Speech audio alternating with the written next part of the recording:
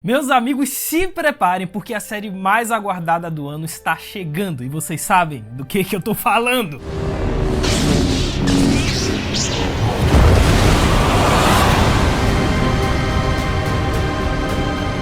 Vocês bem sabem, né? O Tio Geek, obviamente, é apaixonado pelo universo de Star Wars e ninguém menos do que a Disney me convidou para poder apresentar a vocês a nova série ambientada no universo de Star Wars, que é The Acolyte. The Acolyte vai se passar 100 anos antes dos eventos de Star Wars Episódio 1, A Ameaça Fantasma, né? Então nada de família Skywalker. Esse será o primeiro live action da saga a abordar um período cronológico conhecido como a Alta República. Ou seja, a série The Acolyte vai nos apresentar novos planetas, droids, criaturas, vai ser uma maravilha. Então, pra você que nunca assistiu Star Wars, mas tem interesse, esse é o momento perfeito pra você poder conhecer esse universo fantástico, cara, porque a série The Acolyte, ela vem antes dos filmes canônicos. Ou seja, cronologicamente, até o presente momento, The Acolyte é o início de tudo, cara. É perfeito pra você começar a assistir Star Wars. Então, no vídeo de hoje, a gente vai comentar sobre a série The Acolyte, sobre a produção, curiosidades e principalmente a queda dos Jedi e a ascensão do lado sombrio da Força.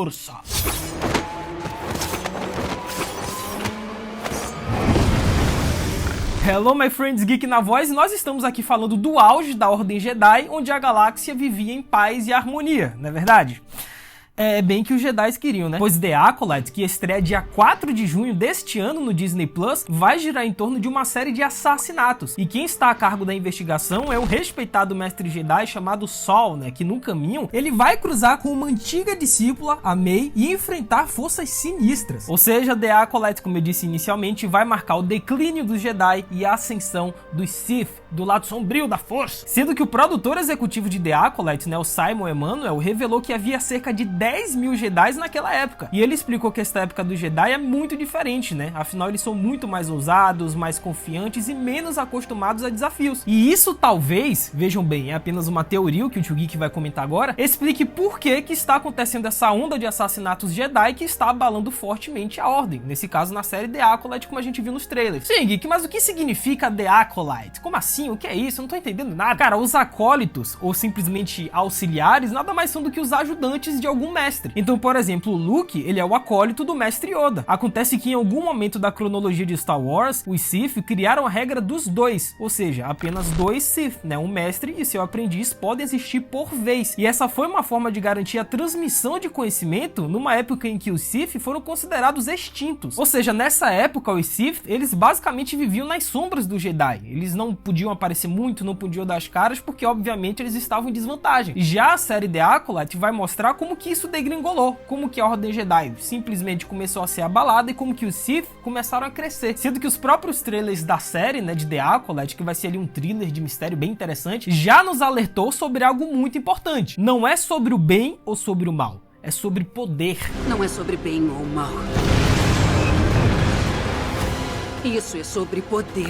E é justamente em torno disso que gira os Sith, né? Inveja, traição, ganância, tudo que os Sith fazem é visando o máximo de poder possível. E como também vimos no trailer em The Acolyte, o acólito do título pode fazer menção a May, né? Que rompeu com a Ordem Jedi. Então vai que a série gira em torno dessa trama, vai que isso realmente acontece, mas, obviamente, isso daqui é apenas uma teoria, tá? Não é nada confirmado, só quando a série estrear pra gente poder ver o que vai acontecer. E além da May e do Saul, temos também a Indara, que é uma mestre Jedi que possui grandes habilidades físicas e mentais, exalando um senso de comando e autoridade apenas com sua presença. Temos a mãe Anicia, né, que é uma líder de um covil de bruxas que valoriza sua independência e a preservação de suas crenças e poderes. Temos o Kel Naka, né, que é um mestre Jedi Yuki que se isolou-se nas selvas emaranhadas de Kofar por razões misteriosas. E também a Jack, né, que é uma aprendiz padawan do mestre Sol, pois embora ela seja jovem, mas ela transmite uma certa calma e se comporta com maturidade. Sendo que a série The Acolyte, ela vai abordar também um tema muito pouco explorado até então no universo de Star Wars, que é a Alta República, né? Que é uma coisa que já está, obviamente, no universo de Star Wars. Os fãs já conhecem mais ou menos, mas a gente não sabe os detalhes dessa época. Cara, o principal marco de Star Wars é a Batalha de Yavin, né? Vencida pela Aliança Rebelde contra o Império, que foi justamente o que a gente viu lá com o Luke explodindo a Estrela da Morte. Então todos os eventos de Star Wars estão organizados entre antes da Batalha de Yavin e depois da Batalha de Yavin. Então, seguindo a nossa cronologia, a saga começa em 25 5.000 anos antes de Yavin. Na sequência vem a Velha República, né, por volta de 4.000 anos antes de Yavin, e depois a Alta República, né, entre 500 e 100 anos antes da Batalha de Yavin. E é justamente nessa época que a nova série The Acolyte vai ser ambientada. E é o que eu disse antes, essa época foi gloriosa para os Jedi, né, porque a galáxia prosperava, não haviam tantas ameaças assim, tinham novas rotas comerciais, ou seja, os seres, eles viviam em paz e harmonia, né, sendo que o máximo de ameaça que os Jedi tinham nessa época era no máximo piratas ou então ladrões. E a série The Acolyte vai se passar justamente nesses últimos anos de bonança para os Jedi, porque provavelmente a gente vai ver a queda do Jedi e, como eu disse, o Sith voltando a ser uma ameaça. Sendo que nos filmes prequel a gente viu que a situação complicou de verdade, né? Afinal, o Palpatine, ele consolidou a Era dos Sith. E como vimos no trailer também, os nossos queridos Jedi ficaram surpresos ao ver um ser misterioso com sabre de luz vermelho. E eu adorei o capacete, tá? É uma mistura ali meio de Kylo Ren com Darth Vader. Pô, ficou sensacional isso aí. E somente nesse primeiro trailer de The Acolyte tivemos os sabres da cor vermelha, azul, verde, amarelo e roxo. Mas acontece que na trilogia original nos foi apresentado as cores vermelho, verde e azul, né? Então a cor vermelha representa justamente os Sith, que é o lado sombrio da força, e o azul e o verde, os Jedi, que é o lado iluminado da força. Afinal, a Alta República foi uma época em que os Jedi puderam fazer experiências com seus equipamentos, né? O que resultou em alguns tipos e variantes de sabres de luz que são únicos. Sendo que anos depois, né, no filme Ameaça Fantasma, a gente viu justamente o sabre de luz da cor roxa, né, do Mace, interpretado pelo nosso queridíssimo Samuel L. Jackson. Sendo que a cor roxa indica que o detentor do sabre mostra ambiguidade moral, incerteza e reconstrução, já que o roxo é uma combinação de vermelho e azul, além do uso do lado sombrio da força e do lado claro. E em alguns casos, a cor ela pode até sofrer uma alteração, ora ficando mais magenta, mais rosa ou um roxo mais escuro, dependendo do cristal e sua relação com o Jedi. E por falarmos em cristais, a cor dos Sith, né, a vermelha, é uma cor fabricada, pois os Sith não têm a mesma afinidade ou relação com os cristais Kyber igual os Jedi, né? Por isso que eles precisam roubar cristais ou construir sabres de outras formas, cara. Então nesse processo, os usuários colocam nos cristais todas as suas emoções, né, como raiva, tristeza, angústia, e nesse processo, o cristal acaba ficando vermelho. Sendo que o sabre da cor amarela geralmente é sinônimo de um Jedi sentinela, ou seja, é o equilíbrio perfeito entre os outros dois tipos de Jedi, que é o consular e o guardião. Sendo que as sentinelas não são especialistas em controle de força nem técnicas de sabre de luz, então eles representam um verdadeiro equilíbrio entre sabedoria e força, né, assim como humildade. E como vimos no final da última trilogia, a Rey apareceu com um sabre amarelo para delírio coletivo de todos os fãs de Star Wars. E por mais que The Acolyte foque na Alta República, mas desde 2021 a Disney já vinha falando um pouco sobre esse tema, né, em alguns quadrinhos, alguns livros, audiodramas, mas finalmente veremos em detalhes como que os Jedi degringolaram de vez.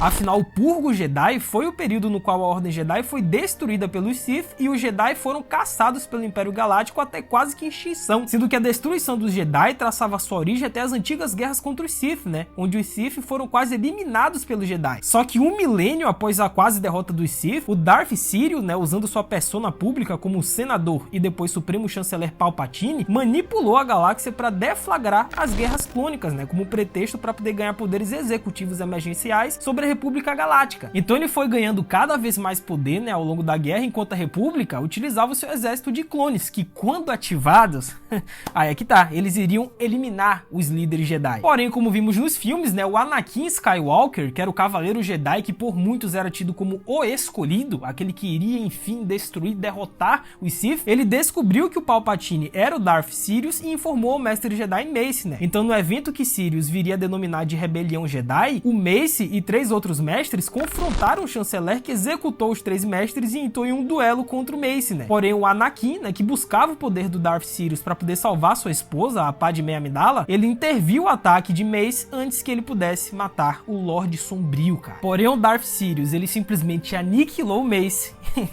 e o Anakin Skywalker, ele se transformou nisso aqui, ó, o Lord Sith, Darth Vader, sendo que ele partiu para liderar um ataque ao Templo Jedi e exterminou absolutamente todo mundo. Então Palpatine executou a Ordem 66, né, para os clones e soldados por toda a galáxia aniquilarem seus comandantes Jedi. Então agora, com os Jedi publicamente acusados de traição e as guerras clônicas enfim terminando, o Darth Sidious se declarou Imperador Galáctico e transformou a República no Império Galáctico. Então podem aguardar da série The Acolyte uma das histórias mais sombrias e maduras já contadas no universo de Star Wars, o que pra mim, inclusive, é bem empolgante, pois Star Wars sempre lidou com temas maduros, né? Desde as maquinações políticas de Palpatine e o massacre dos jovens por Darth Vader, até discussões sobre o fracasso que a gente viu no filme Os Últimos Jedi. Então já anotem na agenda de vocês, ou então qualquer lugar que seja, porque dia 4 de junho deste ano no Disney Plus vai estrear os 2 primeiros episódios da série The Acolyte, que na minha opinião, eu já comentei anteriormente, é a série mais aguardada do ano. Pra quem é fã de Star Wars, é imperdível, e pra quem não é,